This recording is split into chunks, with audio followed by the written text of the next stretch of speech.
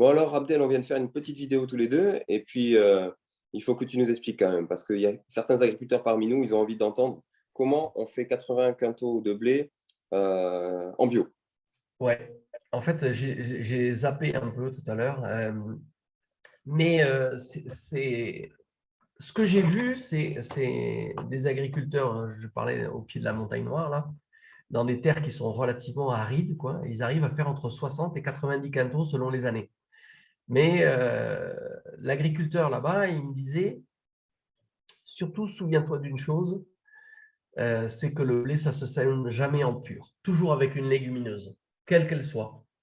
Donc, on peut semer du blé en mélange avec des lentilles, du blé en mélange avec des pois, avec des févroles, avec des luzernes ou des trèfles, avec voilà, comment on appelle ça, les pois, j'ai dit, mais il y a différentes légumineuses comme ça, ou alors des herbes qui apportent vraiment de l'azote au sol et qui doivent être semées absolument en combinaison. On ne peut pas le semer en pur si on veut faire des gros rendements. Parce que d'abord, ça amène de l'azote et il y a une interaction qui est assez intéressante et peut-être qu'il y a des gens qui maîtrisent, mais on n'en sait pas toujours tout, hein. Dans les vidéos de Pascal Pot, par exemple, il disait que beaucoup de gens se sont posé la question de qu'est-ce qu'une plante elle a besoin dans un sol, mais très peu se sont posé la question de qu'est-ce que la plante elle donne au sol. Mhm, Donc, il le dit avec des mots un peu crus, mais c'est vrai. Il y a des plantes qui apportent énormément de choses au sol et qui permettent aux autres plantes de se nourrir. mhm, Et souvent, on pense qu'il faut apporter de l'engrais ou du fumier ou quoi, mais si on arrive il y a certaines associations qui permettent justement de produire la nourriture dans le sol dont certaines plantes ont besoin, et vice-versa. Et du coup, la plante associée qui est semée en même temps, elle a l'utilité juste comme ça ou les deux sont moissonnés, récupérés d'une façon ou d'une autre? Alors, par exemple, la luzerne, euh, il faut, bon, avec les variétés modernes, on peut difficilement le faire, ou alors il faut une faucheuse andaineuse pour pouvoir faucher l'andain de luzerne en même temps que le blé, laisser sécher et ensuite ramasser avec un pick-up. Mais en variété ancienne, comme elles sont très hautes, on arrive à moissonner les épis de blé au-dessus de la luzerne sans Mhm, quasiment toucher la luzerne. Et ensuite, on attend que la luzerne elle, produise des graines. Et en septembre, on passe un coup de broyeur, un coup de décompacteur et on ressème le blé. On ne laboure pas. Parce qu'en fait, le problème, c'est que quand on laboure, on modifie l'horizon. Alors, des fois, on en est obligé parce qu'on a des terres qu'on est en train de défricher ou alors on a certaines plantes. On peut très difficilement passer à côté du labour. En mhm. bio, on n'utilise pas de désherbant, donc de Roundup ou des choses comme ça. Donc, c'est un peu compliqué des fois, mais on est de temps en temps obligé de labourer. Mais il faut ressemer le blé avec une légumineuse à l'intérieur. Donc, on peut mettre en association avec des lentilles, mais les lentilles, elles ne vont rien produire. Mhm. C'est perdu. Ouais, Le pied de lentille, il ne va rien produire dans le blé. d'accord. Très rarement, quand il a suffisamment de lumière, il arrive à produire un peu. Cette année, j'ai fait du petit épeautre avec des lentilles et les lentilles sous le petit épeautre, on produit un peu. Mais on peut considérer que c'est perdu. Mhm, Ou alors en févrole, là en association avec des févroles, là on moissonne les deux en même temps, ou en association avec des pois, ou en association avec du trèfle. Ben là, le trèfle, c'est très bon parce que le trèfle, souvent, il ne monte pas trop. Donc, ça permet de laisser en plus le trèfle arriver à maturité, de passer un coup de broyeur pour avoir les graines éparpillées au moment où il a fait la graine. Et de nouveau, si le trèfle est suffisamment épais et que la terre s'y prête, peut-être qu'on peut semer en semi-direct à ce moment-là. Mais mhm. autrement, on passe juste un coup de décompacteur.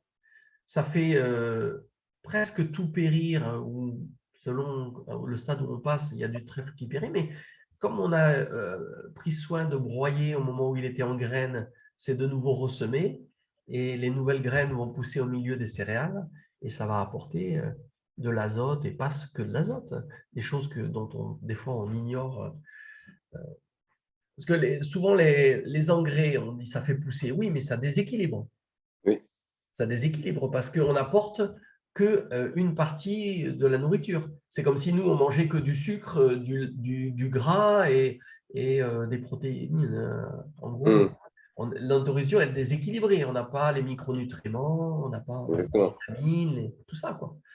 D'ailleurs, là pour juste faire une petite anecdote, mais les tomates qu'on achète au supermarché qui sont poussées en Espagne hors sol, des calculs ont été faits en laboratoire que pour une tomate qui a poussé en pleine terre, eh bien, il fallait 12 à 15 tomates poussées sous serre, des tomates espagnoles, pour avoir la même quantité de nutriments. Donc, quand on dit qu'on fait des économies, eh bien, on n'en fait aucune. Il suffirait juste d'acheter une tomate, et c'est comme si on avait acheté 1,5 kg ou 2 kg des autres. Donc, des fois, on ne réalise pas, mais toutes les plantes qui ont poussé hors sol ou sous serre, elles sont beaucoup moins chargées en nutriments que les autres. C'est vrai que ça changerait les choses si au lieu de marquer en dessous le prix au kilo des légumes, on mettait le rapport quantité de micronutriments Ouais, rapporté au prix. voilà. On Et verrait plus les prix pareils. en fait, ce que je conseille aux gens qui nous écoutent, c'est d'aller voir des vidéos comme Hervé Covest, Lucien Segui. Et pour ce qui est de la grande culture, Lucien Segui, c'est un de ceux qui maîtrisait le plus les semis sous couvert. Ouais. Lui, il disait que les agriculteurs se plaignent quand ils ont c'était du régras dans les champs. Il dit, oh, mais moi, le régras, ce n'est pas un problème. Moi, quand il y a du régras, je fais 40 quintaux en soja. Alors que nous, on se casse la tête et on fait des mauvaises récoltes de blé. Mais oui, mais en fait, on cherche à faire quelque chose dont comment dire, on veut faire quelque chose que nous, on a envie de faire, au lieu de faire ce que le sol, il est capable de produire. Ouais. Il y avait quelqu'un aux États-Unis, c'était un chrétien en plus. Il a fait faillite. Ses productions, elles produisaient rien du tout. Il a fait faillite au niveau agricole. Et il y avait toujours le Seigneur qui lui parlait d'une certaine plante qui poussait dans ses terres. Et lui, il n'a pas pris attention à ce que le Seigneur lui disait. Il a fait faillite, il était obligé de vendre. Et parce que ces terres ne produisaient rien. Mais il avait l'idée de faire de la production agricole. C'était finalement stupide, quoi. Parce que vous allez voir la suite, c'est que celui qui a acheté après, il est devenu multimilliardaire. Parce que dans ses sols, il y avait du pétrole. Et cette plante ne pousse que dans des sols où il y a du pétrole. Et le Seigneur a tiré son attention sur une certaine plante. Et cette plante ne pousse que dans des sols où il y a du pétrole. Il aurait pu devenir multimilliardaire, mais il a fini pauvre. Et des fois, on s'entête à vouloir faire quelque chose. Mais c'est notre… voilà, moi, j'ai fait je me suis entêté des fois dans des trucs où j'ai perdu, alors que si j'avais fait autre chose que le Seigneur me montrait, j'aurais gagné. Ça marche. Voilà. Bon, merci beaucoup pour cette petite capsule supplémentaire pour les agriculteurs qui, parmi nous, auraient été frustrés de ne pas entendre cette façon de voir les choses, et que j'encourage également à aller voir toutes ces vidéos. Oui, effectivement, Lucien Segui qui, parce que ça fonctionnait pas, enfin, c'est pas que ça fonctionnait pas, c'était pas assez bien accepté en France, est allé beaucoup œuvrer en Amérique du Sud et qui a pu prouver que ça fonctionnait vraiment. Et puis, il a fait une vidéo sur le Cameroun, je vous encourage à aller voir, où il a fait du semi-direct au Cameroun.